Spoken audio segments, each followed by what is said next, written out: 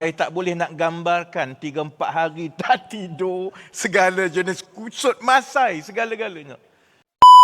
Dalam keadaan kita berdepan dengan pembangkang yang suka acah-acah. Dia bukan macam zaman kita jadi pembangkang dulu. Daripada dulu macam-macam yang pembangkang kita acah. Kalau saya boleh ingat balik ni dah. Mula-mula masa tempoh seminggu itu dah tak menang. Mari acah baru. Acah kerajaan akan bertukar pada 31 Ogos. Akhirnya Muhyiddin acah nak letak jawatan sehari-hari. Assalamualaikum warahmatullahi wabarakatuh. Alhamdulillah gang, kita bersama-sama lagi. Okey, hari ni aku nak bawa cerita pasal Rafizi Ramli. Aku dah buat dah satu video berkaitan ucapan Rafizi Ramli. So aku akan bawa video yang kedua menceritakan soal Rafizi Ramli. Di dalam ucapan Kongres Parti Keadilan Rakyat, daripada segi ekonomi pun dia bercakap, daripada segi politik pun dia cakap, daripada segi pengurusan apa yang dia dah buat pun dia ada cakap. Sehingga kan tak ada negara yang mampu buat subsidi bersasar, dan setakat di dalam negara kita tak ada seorang kepimpinan Perdana Menteri ke menteri kabinet yang sebelum ni pun tak mampu buat untuk subsidi bersasar. Tapi insya-Allah untuk kerajaan hari ini mulai Januari 2024 akan bermulanya subsidi bersasar. Jadi cuba hamba tengok macam usaha Rafizi Ramli, sebab dia orang ekonomi, dia memang dia tahu soal-soal ekonomi. So sebab tu bila dia ada jawatan besar di dalam kabinet, so dia ada hak untuk dia nak usaha subsidi bersasar. So sekarang dia dah usaha. Itu daripada segi usaha dia di dalam jawatan Menteri Ekonomi. So usaha dia lagi untuk nak naikkan gaji-gaji pendapatan rakyat untuk rakyat-rakyat yang bekerja daripada segi penyewa awam, pegawai kerajaan, ataupun daripada segi swasta, ataupun daripada segi perniagaan, atau menjana pendapatan daripada pertanian pun Rafizi Ramli punya hal juga. Dia memikirkan bukan satu saja yang dia fikir macam-macam. Jadi itu daripada jawatan Menteri Kabinet, Menteri Ekonomi. So ini soal daripada segi politik pula. Daripada segi politik, dia punya bow, dia punya hentam, dia punya balun, puak-puak PAS ni, puak-puak Muhyiddin ni, puak-puak Perikatan Nasional ni memang padu. Memang pada aku tak ada, memang luar biasalah otak dia. Walaupun baru ni dia dah kena repair jantung dia. Kata silap kena buat bypass. Tapi Alhamdulillah, cara dia bercakap, cara dia betul-betul bersemangat ni macam seperti dia tak ada penyakit apa-apa. Sedangkan kawan dah ada penyakit jantung dah 2 ke 3 minggu lepas je. Jadi aku nak bawa dengan hampa bersama-sama, kita dengar dulu ucapan dia, dan last kali aku akan bagi komen. Jom sama-sama kita dengar apa ucapan, hasil dan juga perkongsian Rafizi Ramli di dalam ucapan dia Kongres Parti Keadilan Rakyat. Jom sama-sama kita dengar apa yang diperkatakan oleh Rafizi Ramli. Assalamualaikum warahmatullahi wabarakatuh. Salam sejahtera, Tachahau, Hanakam, Saudara Pengurusi Tetap, Saudara Anwar Ibrahim, Presiden Parti, yang saya kasihi Kak Wan, Pengurusi Majlis Penasihat, Saudara Saifuddin, Naib Presiden, Ketua Wanita, Ketua Angkatan Muda, sahabat-sahabat pimpinan dan saudara-saudari perwakilan semua. Saya ingat ini kongres yang paling selesa kot. Kalau tengok kepada semua hari ini, sangat selesa. Kalau yang tak selesa pun mungkin ada 4-5 kerat yang duduk ke atas ni. Sebab kalau dulu sebelum kita jadi kerajaan, kalau untuk dapat tepukan dan sambutan yang baik daripada perwakilan, kita hentam pembangkang masa lawan kita kan. Saya tengok sekarang ada kaedah baru. Kalau nak dapat sokongan dan juga tepukan yang kuat, pembahas akan hentam menteri-menteri yang ke atas. Seronok korang ya satu hari.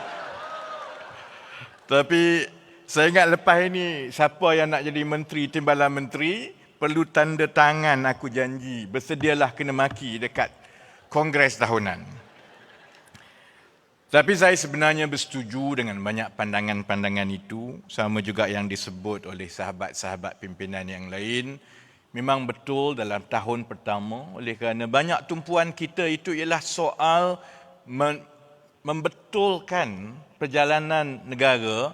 Memang saya sendiri akui bahawa saya sendiri sebagai timbalan presiden, pejabat saya dan saya pasti pimpinan-pimpinan yang lain juga, kita memang ada banyak ketinggalan dalam berhubung dan menjaga silaturahim kita dengan kawan-kawan daripada parti di bawah, dan insya-Allah itu perkara yang perlu saya dan rakan-rakan yang lain perbaiki.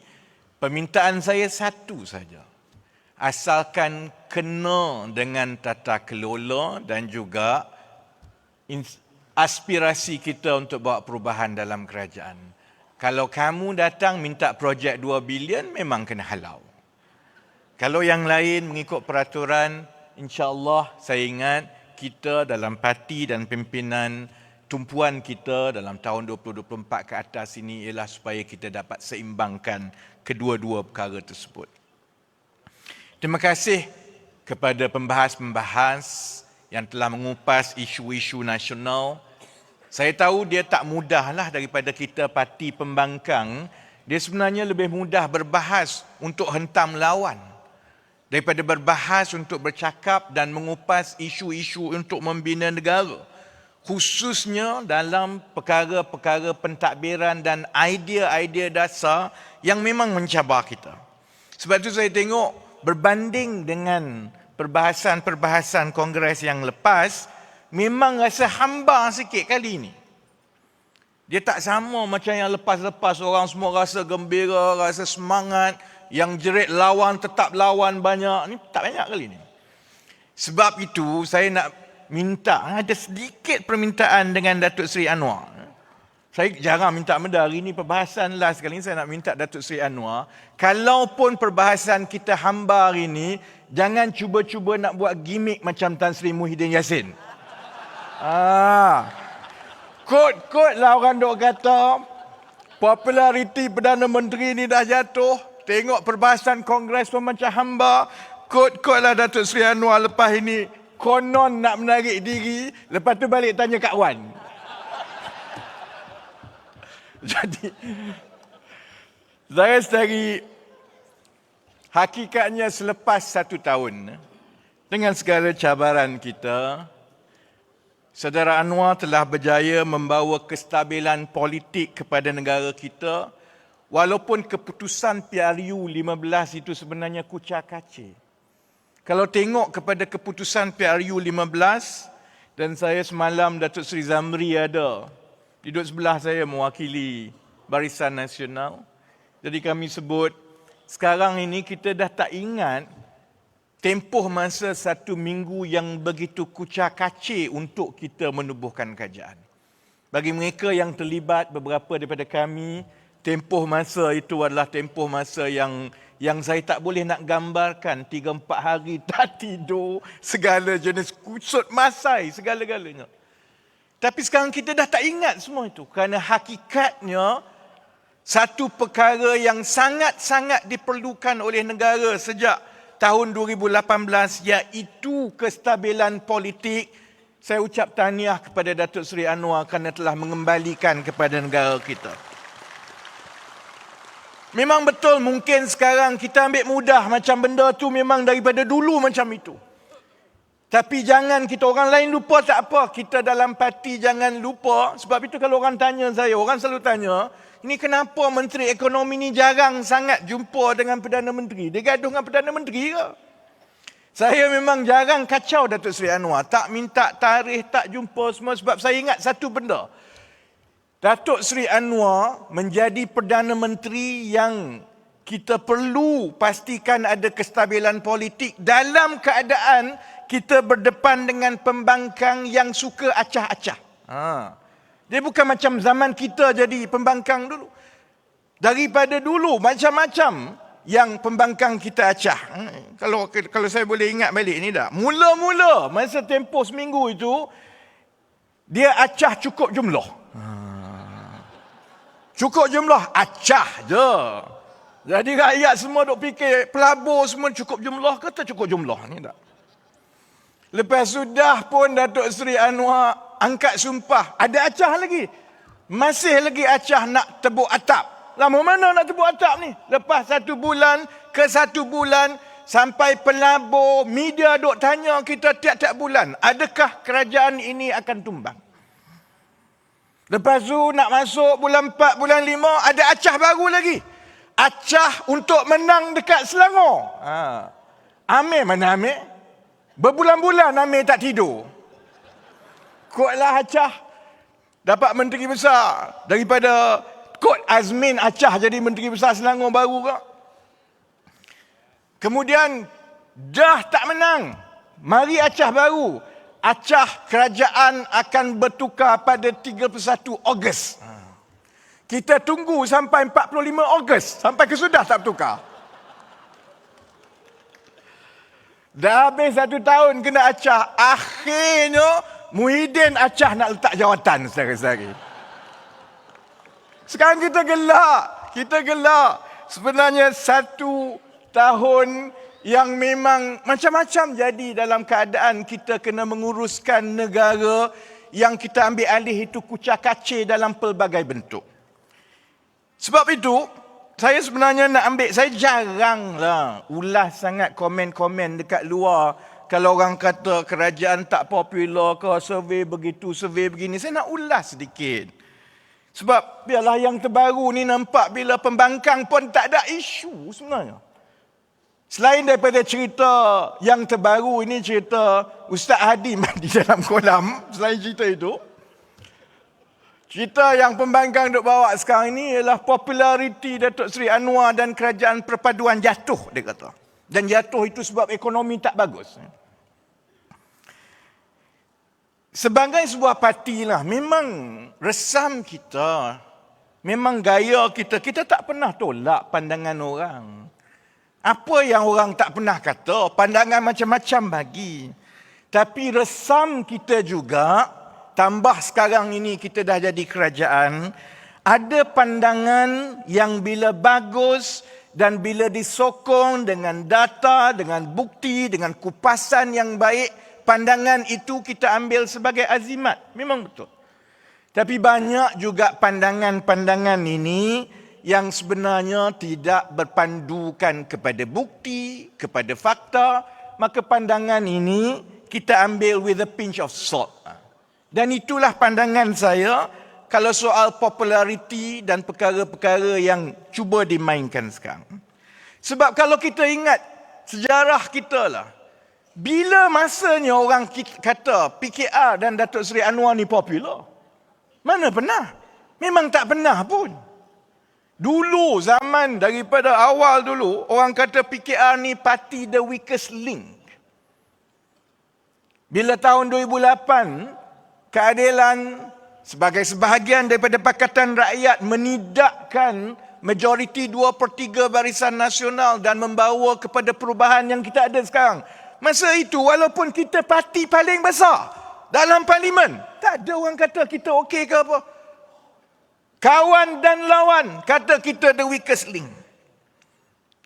Kalau orang cerita pasal Melayu, dia kata yang kuat PAS. Kalau kata yang sokongan kuat bukan Melayu, dia kata DAP. PKR ni melukut di tepi gantang. Jangan kita lupa saudara-saudari. Sebab tu saya tak lut. Kalau ada orang kata sekarang ni tak popular lah, merudum. Lebih teruk daripada itu orang pernah kata kepada kita saudara-saudari.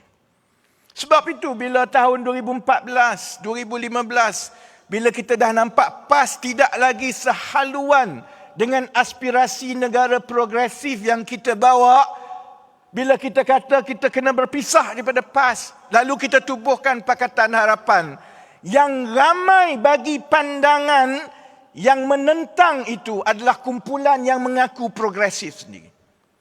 Yang bagi pandangan kata PKR ni kamu ni lemah, kamu ni sepatutnya PAS nak apa bagi sajalah. Saya ingat lagi ada satu kumpulan aktivis-aktivis sosial sampai buat mesyuarat untuk meyakinkan supaya tukar Kak Wan daripada Presiden Keadilan masa itu. Sebab dia kata Kak Wan ni tak cukup kuat, habislah kita. Kak Wan ingat masa itu. Kalau kita ni jenis dengar dan ambil support apa yang orang kata kat luar, saudara-saudari. Kita tak menang 2018 dan Datuk Seri Anwar Ibrahim tak jadi Perdana Menteri pada hari ini.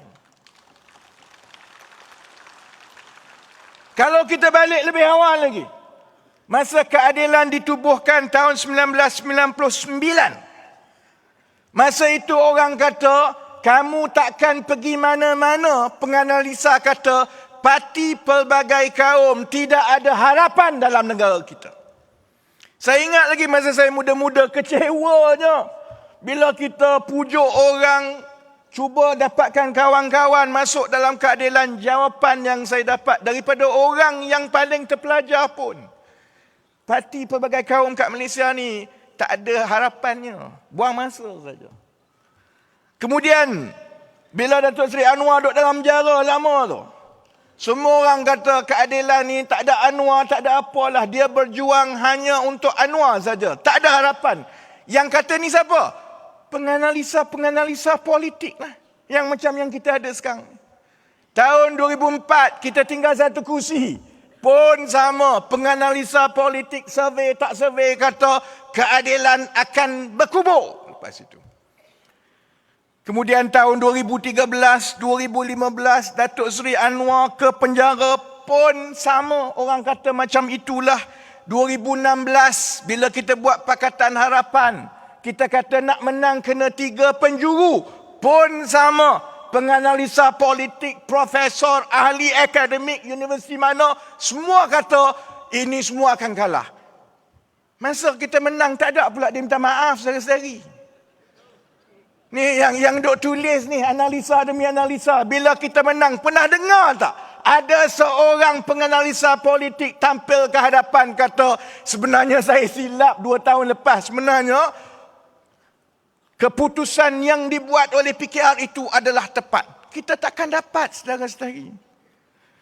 Sama, lepas tahun 2020, kena khianat dengan Sheraton. Ini penganalisa yang sama juga ni, yang duk bising semua ni. Dia dah kuburkan kejayaan politik Datuk Seri Anwar pun. Dan akhir sekali, nak masuk dalam pilihan raya umum tahun lepas, bila kita sepakat kata tak perlu kerjasama dengan PAS, dengan Bersatu, kita masuk jadi blok terbesar dan itu bagi ruang kepada Datuk Seri Anwar untuk merundingkan penubuhan kerajaan selepas pilihan raya. Punlah termasuklah Merdeka Center ke, termasuklah pun kata tak boleh ni, PKR akan kalah besar macam kalah dalam pilihan raya negeri. Jadi sebab itu saudara-saudari, kalau kita tengok balik analisa cerdik pandai segala yang ada kat luar ni, bila masa mereka pernah meletakkan Datuk Seri Anwar Ibrahim boleh jadi Perdana Menteri? Tak pernah.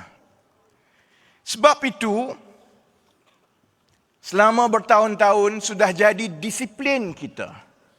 Kita dengar, kita tapis, tapi kita tidak akan sekali-kali menunggu untuk didendang. Kita memang parti yang tak pernah didendang daripada hari yang pertama. Kita tak didendang kerana keputusan kita itu menongkah arus. Kadang-kadang keputusan kita mendahului zaman. Dan memang ambil masa untuk rakyat, untuk kumpulan, untuk cerdik pandai ini dapat melihat beberapa perkara yang hanya pada ketika itu berdasarkan bukti kita, data kita dan kepekaan kita sebab dekatnya kita dengan suara hati rakyat. Masa itu kita nampak, orang lain tak nampak. Jadi kalau nak jadi parti didendang, masuk Pribumi. Kalau nak konon jadi parti popular tapi tak pernah jadi kerajaan, jadi Perdana Menteri, masuk PAS. Tapi kalau kita nak jadi parti yang berjaya membawa perubahan dan anjakan dalam negara dan masyarakat, walaupun kita sering dikritik berkali-kali, saudara-saudari, setialah, insya-Allah dengan keadilan kita akan terus mencipta masa depan kita. Baik, Pengurusi tetap saya minta dalam 5-6 minit lagi sebelum gong tu bunyi. No? Dibenarkan. Saya nak sebab saya tahu bila saya kata begitu, ada media ni dia akan tulis, PKR ni nampak sombong. Tak nak dengar orang di luar. PKR, timbalan Presiden PKR mengkritik pakar-pakar. Dia akan tulis macam itu. Sebab ni zaman clickbait. Dia orang tak baca dah apa dia kat bawah tu, dia baca kat atas je. Kenapa saya berani sebut begitu? Kerana analisa-analisa yang dibuat itu tidak bersandarkan kepada fakta. Faktanya begini, kalau dikata Datuk Seri Anwar Ibrahim, saya sebagai Menteri Ekonomi, kerajaan gagal memulihkan ekonomi, dia kata. Sebab itu saya tanya Muhyiddin dalam parlimen, dia tak boleh jawab. Faktanya begini, pertama, ekonomi, politik negara ni stabil. Datuk Seri Anwar dah menyelesaikan sebahagian daripada masalah paling utama negara sebelum ini. Bukan saja dalam kerajaan stabil. Sebelum itu kucak-kacir Malaysia ni 5 tahun. Dalam parti yang jadi tonggak kerajaan dalam keadilan, kita tidak pernah lebih stabil daripada yang kita ada sekarang. Sebabnya, kita tak ada Hamzah Zainuddin dengan tak ada Azmin Ali dalam parti ni. Kalau ada Hamzah Zainuddin, Azmin Ali kat parti mana-mana, hebat macam mana pun tak stabil lagi. Kita dah kena dulu. Soal misi menstabilkan harga barang. Bila kita mula-mula ambil alih, inflasi 4%. Sekarang tak sampai setahun, Oktober 1.8%. Tu yang saya duk tanya, ikut mananya kamu kata harga barang naik? Inflasi makin turun, paling rendah. Paling kurang, kalaupun tak nak sokong yang komen itu, jawablah bab ini. Kalau kamu kata ekonomi tak baik semua, kamu jawab ni macam mana dalam keadaan inflasi 1.8%. Kamu kan ada PhD. Yalah, tapi Mas Surah pun ada PhD juga, ya tak? Sudah. Misi untuk mencipta naratif pertumbuhan ekonomi negara supaya kita boleh menarik pelabur dan menggalakkan pertumbuhan ekonomi. Datuk Seri Anwar lancarkan ekonomi madani. Kita lancarkan pelan peralihan tenaga. Kita ada pelan industri yang baru. Kita ada kajian separuh penggal. Kita ada belanjawan. Zaman Muhyiddin PDF dulu berapa banyak dia buat? Paling kurang bila penganalisa nak komen, ujuklah, bandingkanlah, biarlah dia berasaskan kepada fakta. Misi kita untuk mengurangkan hutang kerajaan dan mengukuhkan kedudukan kewangan negara. InsyaAllah tahun 2023 kita akan dapat mencapai sasaran pengurangan defisit 5%. Tahun 2024, 4.3%. Tahun 2025, 3.5%. Dan daripada 2026 ke atas, kita akan mula melihat hutang kita berkurang. Jadi kok mananya gagalnya? Zaman 33 bulan dulu, pernah kita tengok apa-apa rancangan untuk mengurangkan hutang. Jadi yang dok komen ni, komentar ni, kalau pun nak komen, tengoklah yang itu dulu. Dan yang terakhir sekali dari segi datanya, pertumbuhan ekonomi tidak pernah berlaku. Saya ingat sejak tahun sebelum 2018 pun lagi, ada pertumbuhan dari satu suku ke satu suku secara berterusan. Ini kali pertama dalam sejak beberapa tahun yang lampau. Suku pertama tahun ini berbanding suku keempat tahun lepas naik 0.9%.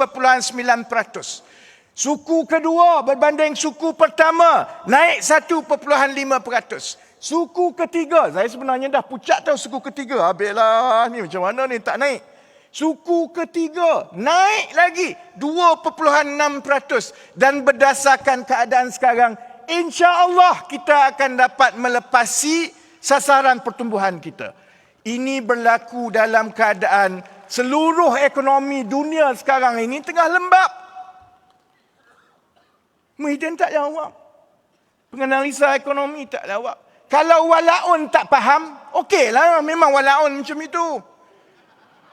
Tapi bila ada komen-komen yang konon datang daripada cerdik pandai, daripada media, tapi dia tak tunjukkan data dan perspektif yang betul. Sebab itu hari ini saya nak jawab secara politik, saudara-saudari. Baik sikit lagi ni nak cerita pasal ringgit. Sebab dia akan kata, yang itu tu tak penting. Sebab ringgit kita jatuh. Aku nak tanyalah walaun ni, berapa kali kau pergi New York tiap-tiap bulan? Yang sibuk sangat ringgit jatuh. Kau import Mercedes berapa biji tiap-tiap bulan? Ringgit dia kata jatuh. Baik Yang dia tak yang tidak dikongsi. Yang itu yang kadang-kadang saya kecewa. Kerana memang betul kita dah terangkan, kita terpaksa mengambil keputusan untuk tidak membebankan rakyat. Kabinet bersetuju dengan pandangan Bank Negara bahawa dikekalkan kadar faedah itu kerana walaupun itu ada kesan kepada nilai ringgit, tetapi ia akan terus mengembangkan ekonomi negara. Tapi sebenarnya, kalau kita tengok daripada akhir Jun 2023 ke akhir September 2023, yang ini yang saya nak tanya, ini termasuklah perwakilan ni. Memang betul ringgit melemah, makin melemah. Kita susut nilai 0.2% dengan Singapura. Betul. Kita susuk nilai Jun ke September itu sebanyak 0.6% dengan Amerika. Memang betul. Tapi tak pernah disebut. Contohnya, kita mengukuh 2.9% dengan yen. 2.4% dengan baht Thai. Kita mengukuh 2.4% dengan sterling. Kita mengukuh 2% dengan rupiah. Kita mengukuh 1.8% dengan peso. Kita mengukuh 1.7% dengan Korean won. Kita mengukuh 1.6% dengan euro. Kita mengukuh 1.4% dengan Australian dollar. Kita mengukuh 0.2% dengan China. Yang kita lemah ni hanyalah dengan dolar Singapura dan dolar US saja. Yang lain naik semua ni dia tak cerita. Sebab itu yang cerdik pandai ni kalau nak cerita, cerita semualah. Jangan cerita yang walaupun nak dengar saja. Dan pasal ekonomi akhir sekali, orang cerita pasal tengok ni mata wang teruk, bursa teruk. Dia tak tengok ke sebenarnya daripada prestasi akhir Jun kepada akhir September 2023, pasaran bursa Kuala Lumpur adalah antara yang terbaik bila dibandingkan dengan pasaran-pasaran bursa dunia, seluruh dunia. Kita hanya nombor 2 di belakang Jakarta saja. Jakarta meningkat 4.2%, Kuala Lumpur meningkat 3.4%. Mengalahkan semua bursa-bursa lain, termasuklah Vietnam 3% saja naik. Mumbai hanya naik 1.7%. London naik 1% saja. Singapura naik 0.4%. Bangkok, Manila, New York, Shanghai, Seoul, Tokyo, Nasdaq dan Hong Kong, semua ini menguncup, saudara-saudari.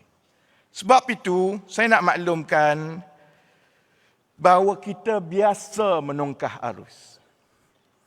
Kita biasa membawa perubahan dalam keadaan tidak didendang. Dan insya-Allah seperti saya dah sebutkan kepada Datuk Seri Anwar Ibrahim, janganlah gundah gulana kerana kita pun ada kaji selidik kita sendiri.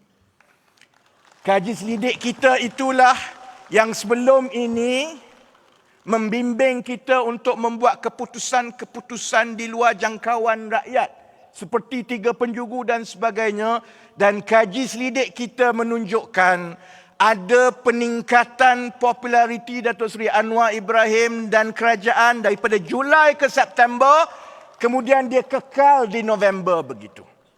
Jadi tak ada masalah. Sebab itu Datuk Seri Anwar, saya harap kita terus fokus kepada perkara-perkara penting yang kita perlu buat untuk tahun 2024 ini. Kerana tahun 2024 is the year of action. And the year of action ini mestilah menumpukan kepada perubahan-perubahan utama kepada kehidupan setiap keluarga rakyat negara kita. Contoh yang paling baik ialah kos sara hidup. Kita telah berjaya menstabilkan harga, dia tak naik macam dulu. Saya harap tahun 2024 ini mengikut kesepaduan semua kementerian, kita tumpukan pula untuk meningkatkan pendapatan bulanan keluarga, baik dari segi menggunakan peluang untuk menstrukturkan subsidi untuk mewujudkan satu sistem bantuan dan juga perlindungan sosial yang menyeluruh kepada semua keluarga, dan juga untuk kita teruskan dengan reformasi pasaran kerja agar gaji itu naik dan pekerja-pekerja kita ditingkatkan kemahiran untuk mendapat gaji yang lebih baik. Last sekali. Itu semua reformasi dan perubahan yang kita buat dalam ruang litup kerajaan. Tapi sebagai sebuah parti reform, kita tak boleh berhenti di situ. Kita juga mestilah meneruskan reformasi dari segi peradaban kita, perlakuan kita, tata kelola kita sebagai sebuah parti politik. Sebab itu saya nak kempen sedikit. Saya pakai baju KIRA hari ini. Datuk Seri Anwar hadir ke Majlis Makan Malam KIRA 2 hari lepas. KIRA bukan untuk buat duit, saudara-saudari. KIRA sebagai koperasi adalah satu cabaran kita untuk membawa satu reformasi baru dalam bidang politik di negara ini untuk membuktikan bahawa parti-parti politik boleh menjaga kebajikan anggotanya. Parti politik boleh mewujudkan peluang ekonomi di peringkat akar umbi tanpa kita menggunakan dan melanggar tata kelola wang rakyat, saudara-saudari. Koperasi adalah usaha kita untuk membawa pengupayaan ekonomi kepada akar umbi kita, dan insya-Allah menjelang Mac tahun ini KIRA akan melancarkan 2 produk, satu kedai runcit dan satu lagi ialah pusat penjagaan kanak-kanak yang selepas itu kita akan luaskan di seluruh negara. Tapi untuk macam itu, kita perlukan modal dan kita perlukan penyertaan semua orang. Jadi, saya minta seberapa ramai untuk anggota biasa, saham minima RM100, yuran pendaftaran untuk pentadbiran RM10. Tapi yang duduk atas pentas ni janganlah RM100. Yang paling kurang sebelah kanan saya tu, paling kurang RM10,000. Yang ke atas-atas ni sahamnya, belilah banyak sedikit. Dan untuk cabang dan juga anggota kita di bawah, KIRA akan memberikan RM10 wang pentadbiran, yuran pentadbiran itu sebagai ganjaran untuk mendapatkan anggota. Maksudnya kalau ada anggota kita seorang di bawah, dia bawa masuk 10 orang, RM100 yuran pendaftaran itu kepada anggota itu. Begitu juga kepada cabang, kalau cabang bawa masuk anggota, kalau cabang itu bawa masuk 20 orang, dia dapat 200, dia bawa masuk 200, dia dapat 2,000 dan sebagainya. InsyaAllah saudara-saudari, kita berharap supaya masa depan parti selepas ini akan beralih daripada gerakan massa membawa perubahan kepada gerakan massa berasaskan satu perusahaan sosial ataupun social enterprise yang tumpuan kita adalah untuk berterusan memberikan khidmat kepada rakyat, baik melalui wakil kita di dalam kerajaan, baik melalui wakil kita di dalam parti yang terus membantu rakyat di bawah melalui saluran koperasi. Jadi ini betul-betul akhir punya. Semua orang bagi pantun. Jadi saya walaupun saya trauma lepas kena pantun daripada pembahas PAS hari itu, tapi saya akan bagi pantun sempena 25 tahun parti kita tahun depan. Saya bagi pantun awal-awal. Pantun ini bermula sebab saya nak hebat sikit daripada Amir semua yang bagi pantun. Saya bagi pantun saya dalam bahasa Inggeris dan bahasa Melayu. Jadi saya mula dalam bahasa Inggeris dahulu.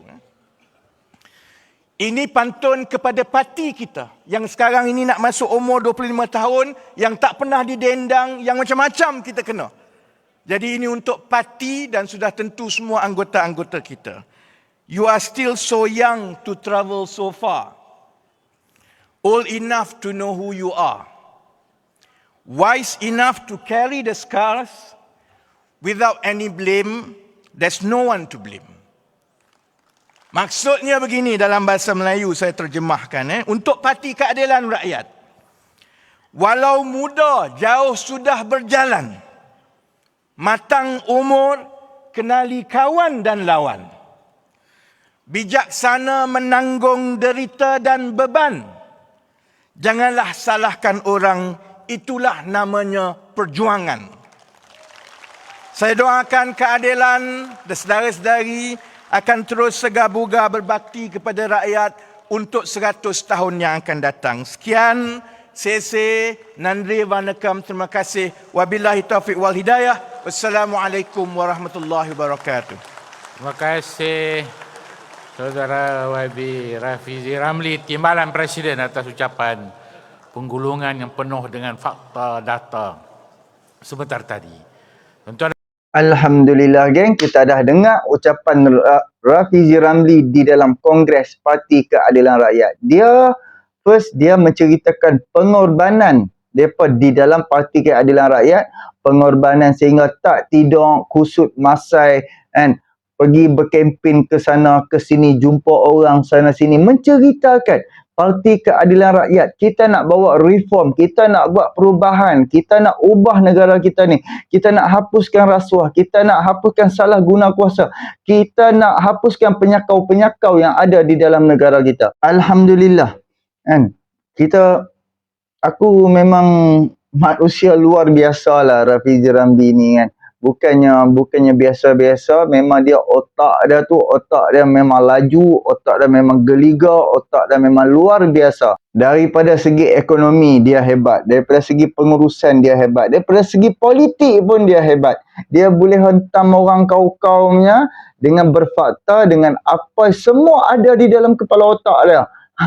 Bukan biasa-biasa Rafizi Ramli. Okey, daripada segi politik tadi pun dia ada cakap. And ada lagi puak-puak ni sedang berusaha tebuk atap, nak tebuk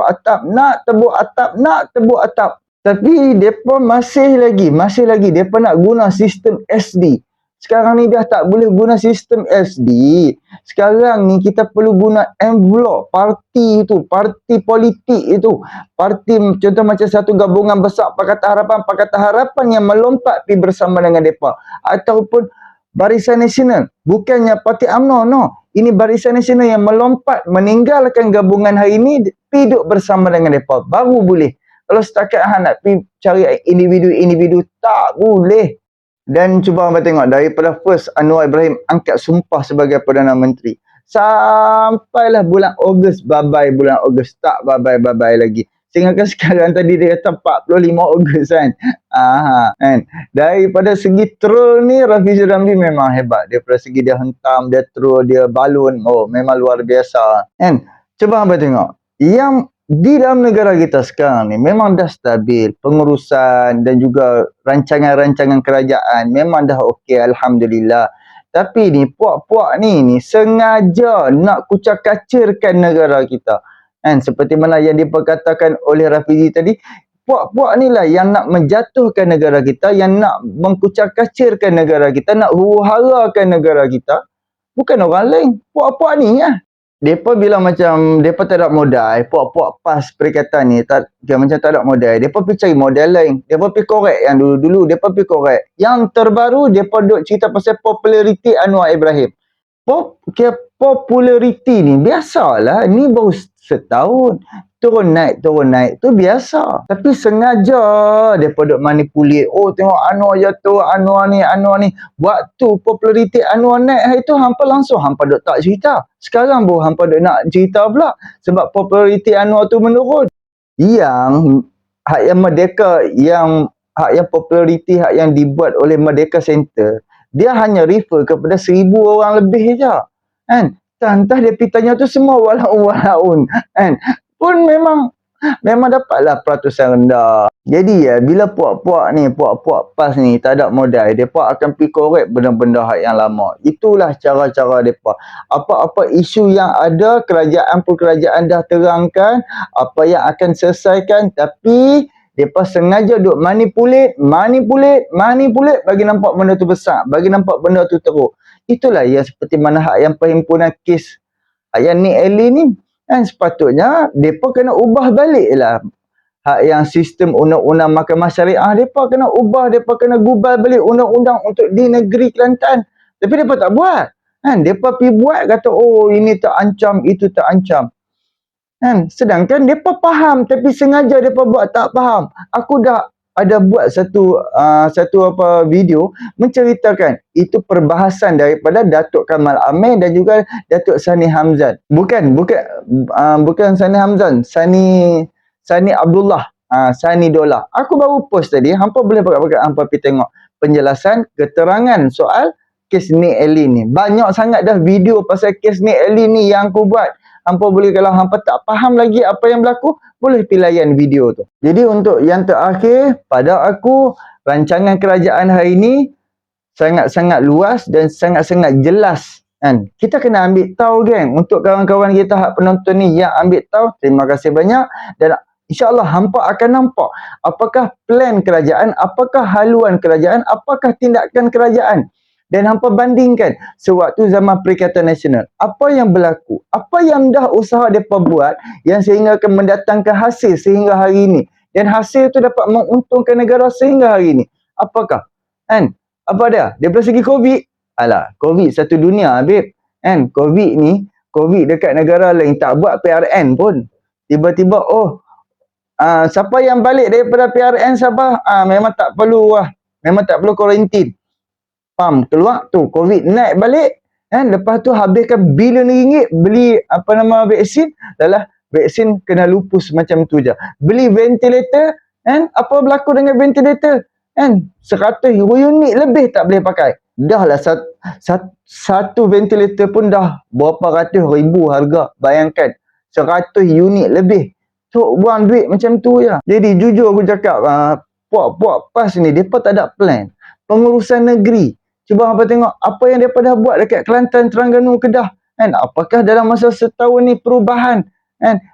Apa yang boleh membanggakan di bawah pengurusan parti PAS ni? Tolong bagi tahu sat dekat komen, apakah yang hampa boleh bangga yang di bawah pemerintahan parti PAS, di bawah pengurusan negeri, pengurusan pemerintahan parti PAS ni, tak kira dia perintah negeri ke, dia perintah negara ke, apakah hasil? Apakah yang negeri-negeri lain boleh mencontohi?